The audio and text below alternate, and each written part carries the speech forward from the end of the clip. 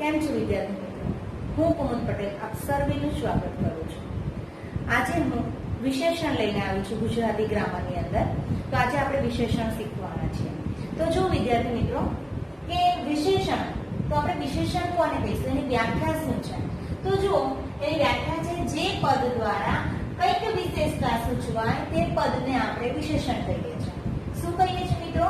કે અહીંયા કીધું છે કે જે પદ દ્વારા કંઈક વિશેષતા સૂચવાય. શું કહે છે? કે જે પદ દ્વારા કંઈક વિશેષતા સૂચવાય તો આપણે તે પદને વિશેષણ કહીએ છીએ.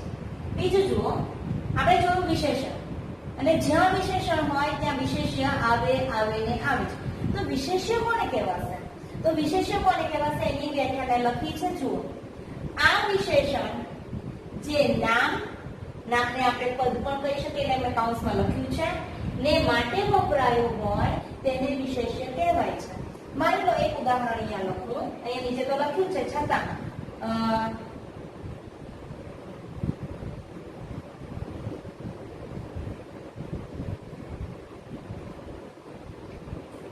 સિમ્પલ લખ્યું છે ઘોડો છે.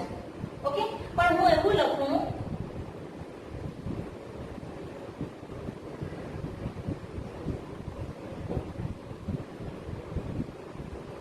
જો પહેલા મેં લખ્યું કે ઘોડો છે તો નોર્મલ વાક્ય છે, પણ હું આવું લખું કે કાળો ઘોડો છે તો ઘોડો એ શું છે? તો કે નામ.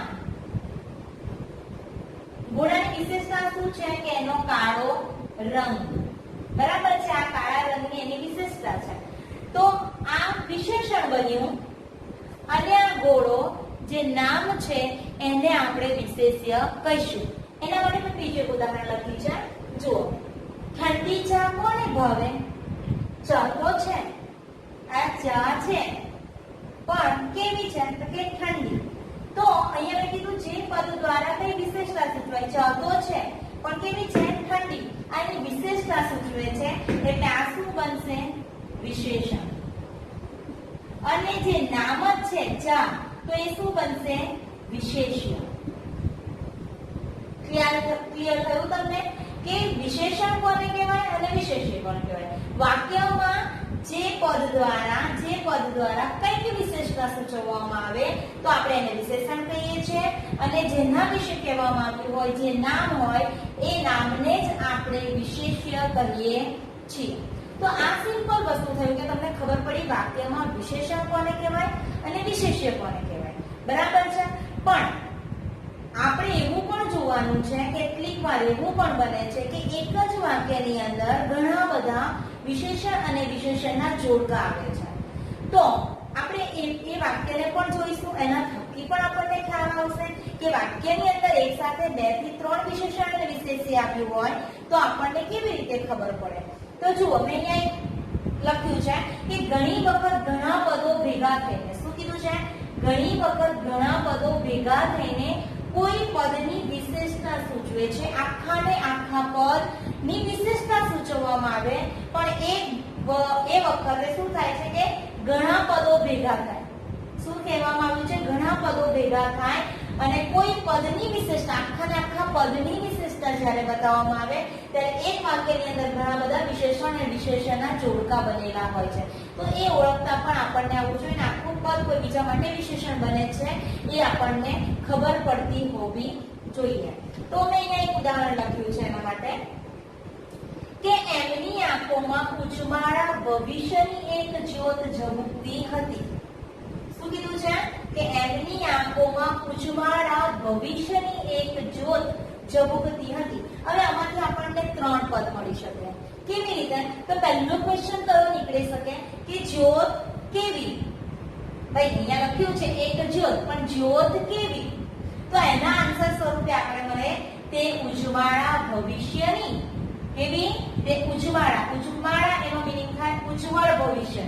બરાબર છે, ઉજવાળા ભવિષ્યની. અને પાછું શું મળ્યું? એક જ. ઉજવાળા ભવિષ્યની તો છે પણ સાથે શું મળ્યું? એક જ છે. બીજો ક્વેશ્ચન અહીંયા કેવો બની શકે કે ભવિષ્ય કેવું છે? તો ઉજવાળું. ભવિષ્ય કેવું છે? તો ઉજવાળું. જો તમે અહીંયા એક વસ્તુ તમને ક્લિયર કરું હું કે અહીંયા ભવિષ્ય એ નામ અથવા તમારા ભાષામાં કહીએ તો વિશેષ્ય. અહીંયા ઉજવાળા એટલે કે ભવિષ્ય કેવું છે? ઉજળું છે. તો આ શું બનશે? વિશેષણ. ખ્યાલ આવે છે કે અહીંયા શું કીધું છે? એટલે કે ભવિષ્યનું વિશેષણ કયું બને છે? ઉજવાળા બને છે. હવે એક વસ્તુ ધ્યાન રાખજો, અહીંયા શું બતાવેલું છે કે આ એક જ્યોત.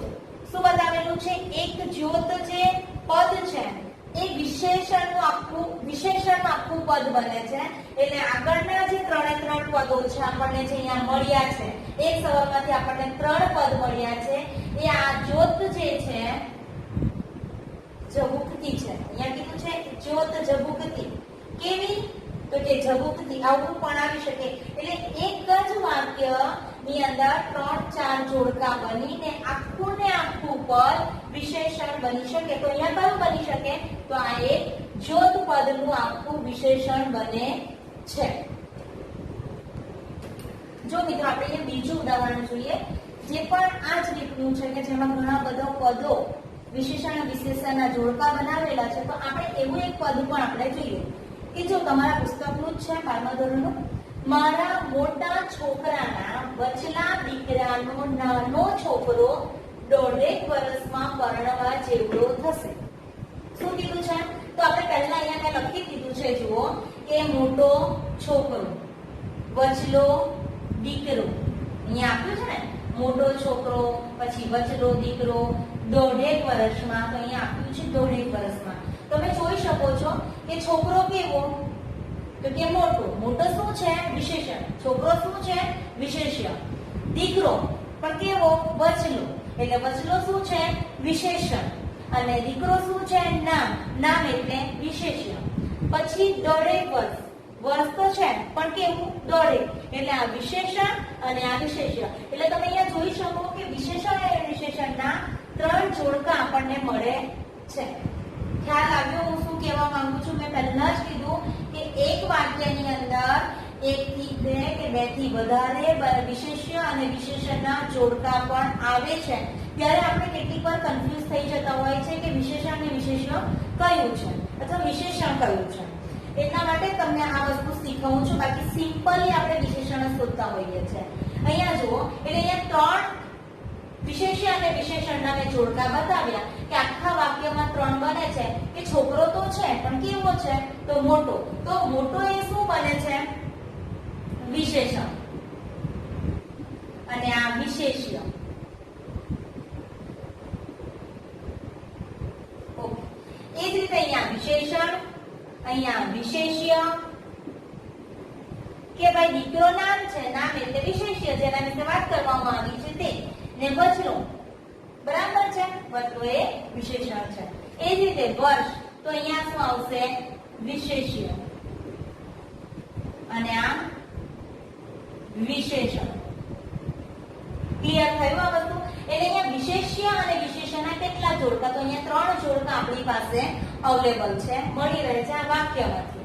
પછી બીજું શું કીધું કે હવે આમાંથી પ્રશ્ન કેવી રીતે નીકળી શકે? મેં આગળના એમાં જોયું કે ઉજવાળા ભવિષ્યની એક જ જોત છે. તો અહીંયા પણ આ રીતે પ્રશ્ન નીકળી શકે. કેવી રીતે નીકળી શકે? તો જો, કયો છોકરો 1.5 વર્ષમાં પરણવા જેવો થશે? પ્રશ્ન થયો આપણને. અહીંયા આપ્યું છે કે છોકરો 1.5 વર્ષમાં.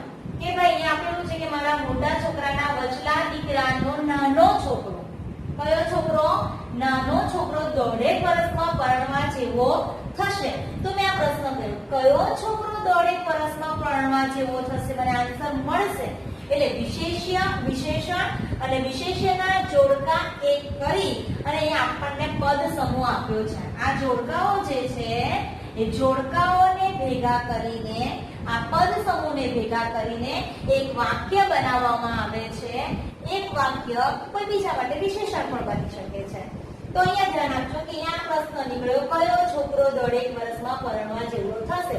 મારી પાસે આન્સર છે કે ભાઈ મોટા છોકરાનો વચલો દીકરો જે નાનો છે એ 1.5 વર્ષમાં પરણવા જેવો થશે. એટલે વિશેષણ વિશેષણના જોડકા કરીને એક પદ સમૂહ બનાવવામાં આવ્યો છે. હજુ જોજો, એ પદ સમૂહ, જે આ પદ સમૂહ બનાવવામાં આવ્યો, એ પદ સમૂહ એ પરણવા જેવડો થનાર. કેવો? પરણવા જેવડો થનાર, થશે એવું લખ્યું છે ને, થનાર છોકરાનું વિશેષણ છે. શું થયું અહીંયા ફૂલ શબ્દ જુઓ, કયો છોકરો 3 વર્ષમાં પરણવા જેવો થશે? તો એ આખો જે પદ સમૂહ છે એ કોનું વિશેષણ છે? તો પરણવા જેવડો થનાર છોકરાનું વિશેષણ બને છે. હજુ ધ્યાન આપજો કે મારા મોટા છોકરાના બચલા દીકરાનો નાનો, અહીં સુધીનું વાક્ય બરાબર છે. આ વિશેષણ પદ સમૂહ છે. આ જે વિશેષણ છે આખું એ પદ સમૂહ છે. આ બધાનો પદ સમૂહ, અહીંયા સુધીનો પદ સમૂહ આપણને જોવા મળે. એટલે એ જ વસ્તુ તમને કહેવા માંગુ છું કે એક જ વાક્યમાં આવી રીતે વિશેષણ અને વિશેષણના જોડકા આપવામાં આવેલા હોય.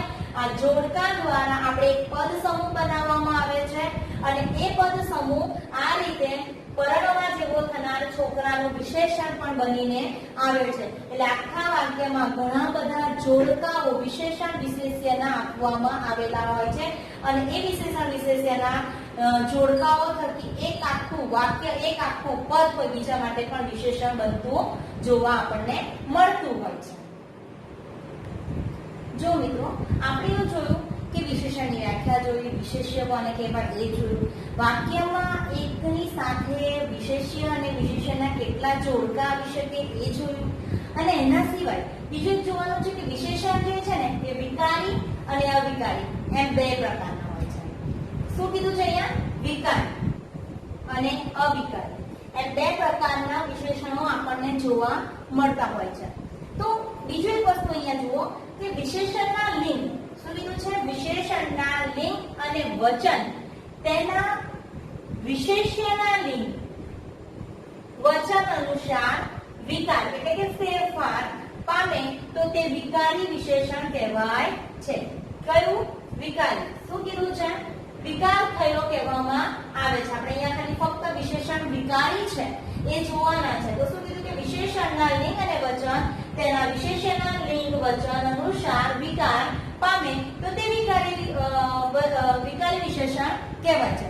હજુ એને શાંતિથી સમજવાનો પ્રયત્ન કરજો કે જો એને વ્યાખ્યા લખી આ ના સમજ પડે તો એના માટે મેં સરળ રૂપનો ઉપયોગ કર્યો છે કે વિકારી કોને કહેવાય? જે વિશેષણ રૂપ નામની જાતિ, શું કીધું છે? રૂપ નામની જાતિ કે તેના વચન, રૂપ નામની જાતિ કે તેના વચન પ્રમાણે ફેરફાર પામે તે વિકાર વિશેષણ કહેવાય છે. શું કીધું છે? રૂપ નામની જાતિ કે તેના વચન પ્રમાણે ફેરફાર પામે તો તેને વિકાર વિશેષણ કહેવામાં આવે અથવા તો વિકારી વિશેષણ કહેવામાં આવે છે. અહીંયા મેં 2 રીતના ઉદાહરણ તમને જોવા આપેલા છે, તમે જોઈ શકો છો. જુઓ, અહીંયા લખ્યું છે રાતો ઘોડો. ઘોડો તો છે પણ કેવો? તો કે રાતો. એટલે આપણને ખબર પડે કે આ વિશેષણ છે અને ઘોડો નામ એ વિશેષ્ય છે. હવે આપણે આમાં શોધવાનું છે વિકાર અને વિકાર. તો આ જે વિશેષણ છે અહીંયા કીધું છે તે પ્રમાણે કે રૂપ નામની જાતિ એ તેના વચન પ્રમાણે ફેરફાર પામે છે. તો પહેલું વાક્ય એવું છે કે રાતો ઘોડો. તો રાતો એમાં કોઈ ચેન્જિંગ નથી, ઘોડો છે એમાં કાંઈ ચેન્જિંગ નથી. પણ હવે જુઓ, ઘોડો એ પુલ્લિંગ છે, બરાબર છે. હવે અહીંયા જે નામ છે, જે વિશેષ્ય છે એમાં આપણે થોડો ફેરફાર કરીએ. તો ઘોડાનું કરીએ અહીંયા ઘોડી. તો આ સ્ત્રીલિંગ છે. તો એના પ્રમાણે વિશેષણમાં પણ આપણને વિકાર જોવા મળે છે. હું બંને રીત બતાવવાની છું કે વાક્ય અહીંયા બદલાયેલું હોય તો આપણે અહીંયા કેવી રીતે વિશેષણમાં જાતિ નામ બદલાય કે એના વચન બદલાય છે એ આપણે અહીંયા જોવાનું છે. શું બદલાય? આપણે આ બદલાય છે એ જોવાનું છે, બરાબર છે. અહીંયા ઘોડી થયું તો અહીંયા રાતો શબ્દ નહીં આવે કે રાતો ઘોડી, આવું વાક્ય બનશે નહીં. તો આ જોયું છે કે આ સ્ત્રીલિંગ છે તો અહીંયા તરત રૂપ ચેન્જ થઈ જશે. શું થઈ જશે? રાતી ઘોડી, બરાબર છે. એ જ રીતે ત્રીજું છે ઘોડું. તો આ નપુંસકલિંગ છે.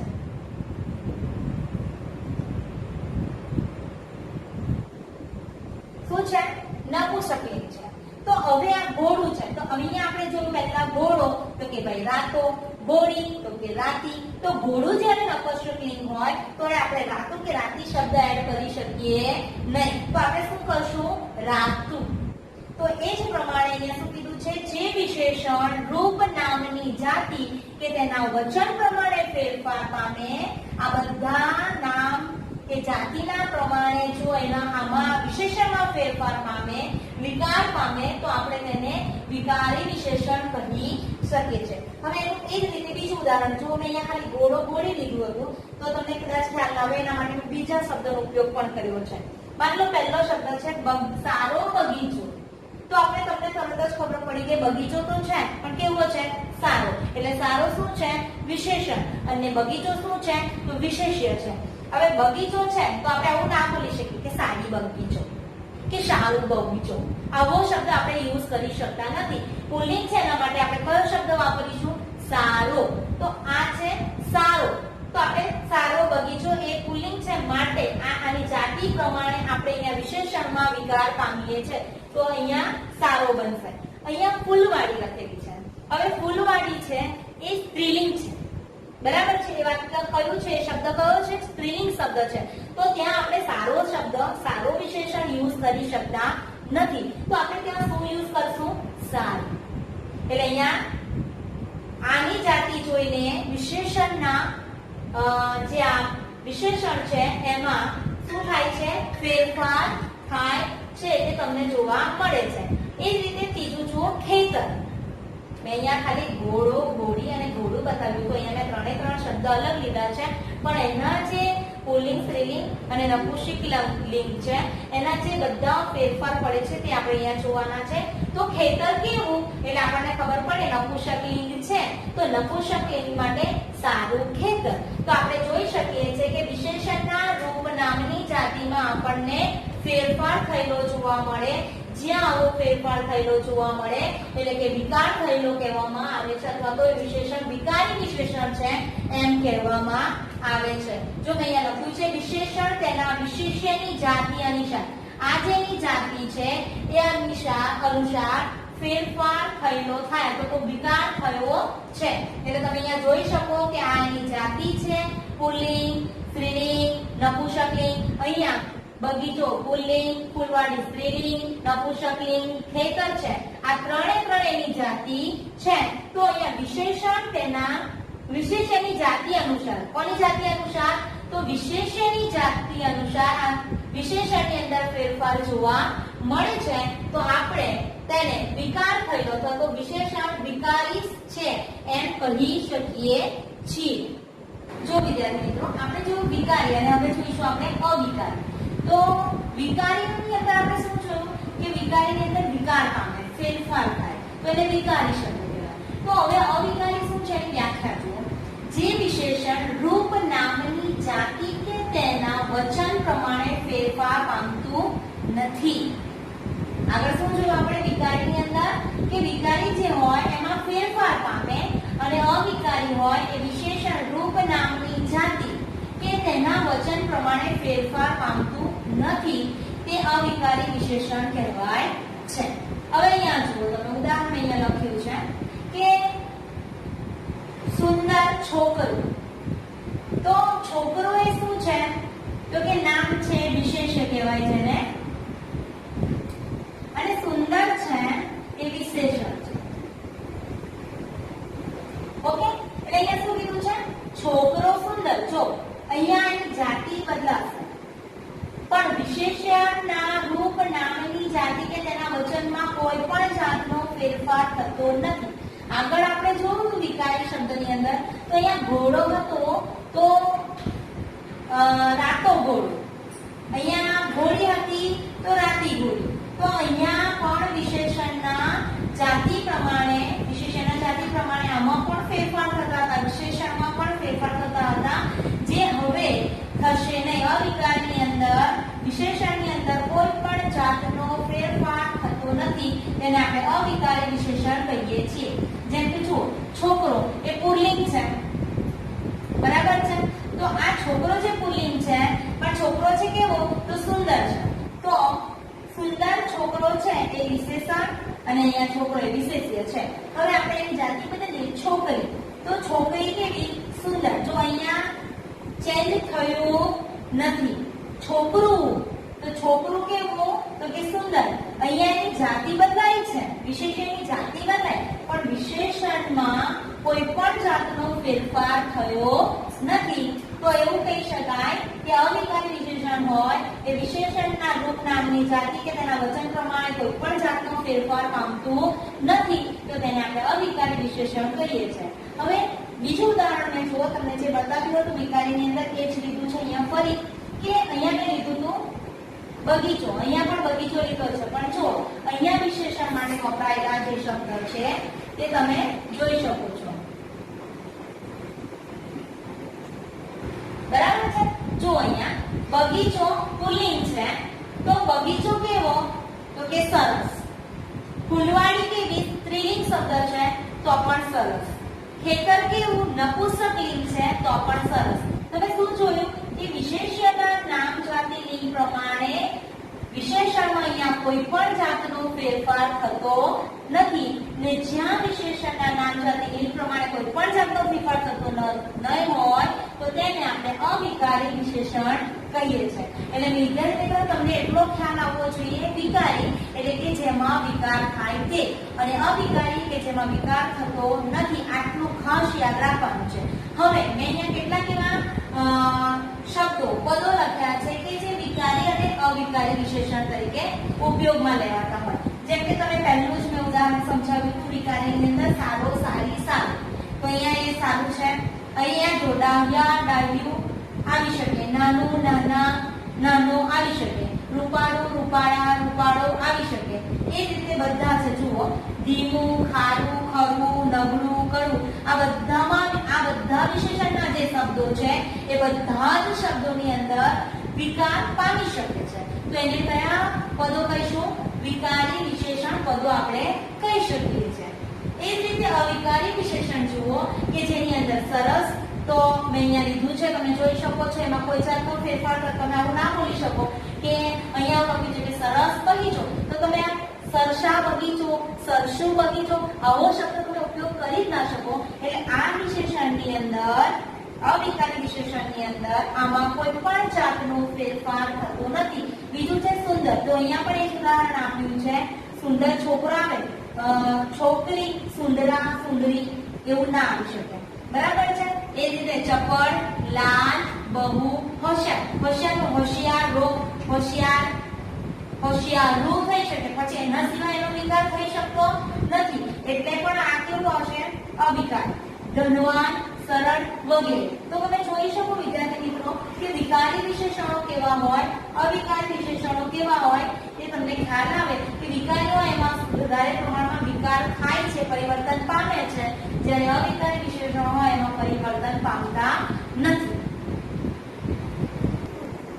ચલો વિદ્યાર્થી મિત્રો, હવે જો વિશેષણના પ્રકારો એમ જોવા છે તો વિશેષણના 9 પ્રકાર છે. તો આપણે પહેલો પ્રકાર શીખવાના છે ગુણવાચક વિશેષણ. તો ગુણવાચક વિશેષણ કોને કહેવાય? તો જે વાક્યમાં સંજ્ઞાનો ગુણ દર્શાવવામાં આવ્યો હોય તે પદને ગુણવાચક વિશેષણ કહેવાય. શું કીધું છે અહીંયા? કે જે વાક્યમાં સંજ્ઞાનો ગુણ દર્શાવવામાં આવ્યો હોય, શાનો ગુણ? સંજ્ઞાનો ગુણ દર્શાવવામાં આવ્યો હોય તે પદને ગુણવાચક વિશેષણ કહેવામાં આવે. અથવા એમ પણ કહી શકાય કે જે વિશેષણમાં ગુણનો નિર્દેશ કરવામાં આવ્યો હોય, એના ગુણોનું વર્ણન કરવામાં આવ્યું હોય, ગુણ દર્શાવવામાં આવ્યા હોય, તેને આપણે ગુણવાચક વિશેષણ કહીએ છીએ. તો જો અહીંયા કેટલાક શબ્દો લખેલા છે: સાચું, ખોટું, મીઠું, ગળ્યું, તીખું, સુંદર, કડવું, કદરૂપું, મધુર, નબળું વગેરે શું બતાવે છે? ગુણોના પદો બતાવે છે. તો અહીંયા મેં આ પદો સિવાયના જ ઉદાહરણો લીધા છે કે કેવી રીતે તમને ખ્યાલ આવે કે ગુણવાચક વિશેષણ બની શકે. આ પદો જ્યારે વાક્યની અંદર હોય ત્યારે તો ગુણવાચક વિશેષણ બને જ છે, પણ એના સિવાયના પદો પણ હોય, કેવી રીતે ગુણ બતાવે છે મેં અહીંયા બતાવવાનો પ્રયત્ન તમને કર્યો છે. જુઓ તો, અમદાવાદ મોટું શહેર છે. તો આ વાક્યની અંદર અમદાવાદ શહેર તો છે, પણ કેવું છે? તો મોટું. તો મોટું હોવું એનો શું છે? ગુણ દર્શાવે છે. બરાબર છે? શું દર્શાવે છે? અમદાવાદ મોટું શહેર છે. શહેર તો છે, પણ કેવું છે? મોટું મોટું થવાનો એનો ગુણ દર્શાવે આપણને છે, એટલે અહીંયા ગુણવાચક વિશેષણ બને છે. બીજું ઉદાહરણ તમે જુઓ કે ચંદ્રની ચાંદની શીતળ છે. ચંદ્રની ચાંદની કેવી છે? શીતળ છે. તો અહીંયા જુઓ શીતળ, ચંદ્રની ચાંદની તો છે પણ કેવી છે? શું વિશેષતા છે? તો ભાઈ ઠંડી છે, શીતળ છે. અહીં આપેલું છે મધુર પણ થઈ શકે, બરાબર છે. તો કહેવાનો મિનિંગ આ છે કે શીતળ હોવાનો ગુણ છે, બરાબર છે. શું છે? એનો ગુણ છે. તો આપણને ખબર પડવી જોઈએ કે જે વાક્યમાં ગુણનો નિર્દેશ કરવામાં આવ્યો હોય, ગુણની વિશેષતા બતાવવામાં આવી હોય, તો આપણે એને ગુણવાચક વિશેષણ કહીશું. ક્લિયર થયું તમને કે જે વાક્યમાં સંજ્ઞાનો ગુણ દર્શાવવામાં આવ્યો હોય તે પદને ગુણવાચક વિશેષણ કહેવામાં આવે છે. હવે અહીંયા સંજ્ઞા કઈ કહેવાય? તો તમને એમ ખ્યાલ આવે કે અહીંયા લખ્યું છે સંજ્ઞા, તો તમે પાછળ વિચારો તો સંજ્ઞા કોને કહેવાય? તો અમદાવાદ નામ છે, નામને આપણે વ્યાકરણની પરિભાષામાં સંજ્ઞા કહીએ છીએ. એટલે અમદાવાદ સંજ્ઞાનો ગુણ દર્શાવે કે આનો ગુણ શું છે? તો મોટું હોવું એનો ગુણ છે એ દર્શાવે છે, માટે એને ગુણવાચક વિશેષણ કહેવામાં આવે છે. હવે વિદ્યાર્થી મિત્રો આપણે જોઈએ સંખ્યાવાચક વિશેષણ. તો આપણે પહેલું જોયું ગુણવાચક વિશેષણ, હવે આપણે જોવાનું છે સંખ્યાવાચક વિશેષણ. તો હવે અહીંયા જો તમે અહીંયા લખ્યું છે સંખ્યા, એટલે શું જોવાનું? સંખ્યા. ઇઝીલી જ આ વસ્તુ છે, આપણે સંખ્યા જોવાનું છે, પણ આપણે એની વ્યાખ્યા જોઈએ કે જે વાક્યમાં સંજ્ઞાની સંખ્યા દર્શાવવામાં આવી હોય, સાની સંજ્ઞાની સંખ્યા દર્શાવવામાં આવી હોય તે પદને સંખ્યાવાચક વિશેષણ તરીકે ઓળખવામાં આવે છે. હવે જો મેં કીધું છે વિશેષ્યની સંખ્યા અથવા ક્રમ, અહીંયા ક્રમ લખ્યું નથી છતાં સંખ્યા અને ક્રમ બંને સંખ્યાવાચક વિશેષણની અંદર જોવા મળે છે. વ્યાખ્યા શું છે? જે વાક્યમાં સંજ્ઞાની સંખ્યા દર્શાવવામાં આવી હોય તે પદને આપણે સંખ્યાવાચક વિશેષણ કહીએ છીએ. પછી જુઓ કે સંખ્યા અને ક્રમ દર્શાવે તો સંખ્યા કેવી રીતે આપી શકીએ? 1, 2, 3 વગેરે. પછી એના સિવાય આ ક્રમ દર્શાવેલો છે તો પહેલું, બીજું, ત્રીજું, ચોથું, પાંચમું, આઠમું, નવમું, 10મું આવું પણ આવી શકે. તો અહીંયા મેં ઉદાહરણ લખ્યા છે, તમે જોઈ શકો છો કે બે વર આપે સૂર્યરાજ. અહીંયા આપણી 12મા ધોરણની ત્રીજા જ કાવ્યની પંક્તિને અહીંયા લખી છે કે બે વર આપે સૂર્યરાજ. તો અહીંયા સંખ્યાવાચક વિશેષણ શોધવું હોય તો આપણે કહીશું આ 2 અને આ 2, આ બંને બે જે શબ્દો આપેલા છે, બે વર આપે, એ બંને સંખ્યાવાચક વિશેષણ બને છે. બીજું ઉદાહરણ જુઓ, આ પણ એની જ પંક્તિ છે, એ જ કાવ્યની તમે ધ્યાનથી જુઓ. 5 નર ચેષ્ટા કરે લાવ હાર કંઠે આગળ ધરે. તો આ પંક્તિમાં 5 1, 2, 3, 4, 5, તો અહીંયા પાંચમો 5 એટલે પાંચમો ક્રમ છે, અહીંયા બતાવ્યું છે 5 સંખ્યાવાચક ક્રિયા વિશેષણ બને છે.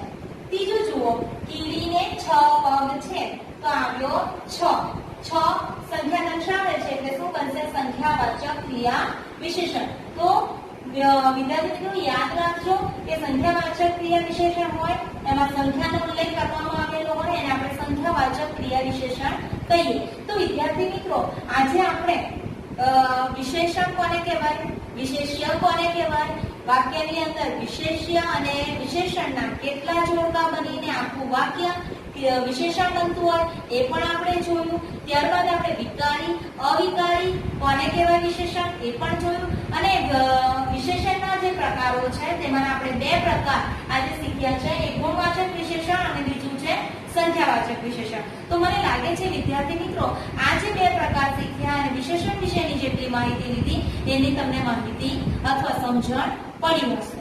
તો આગળના વિડીયોમાં આપણે વધારે એના જે પ્રકાર છે તે જોવાના છીએ. ત્યાં સુધી આપણે ફરી મળીએ આપણે ફરી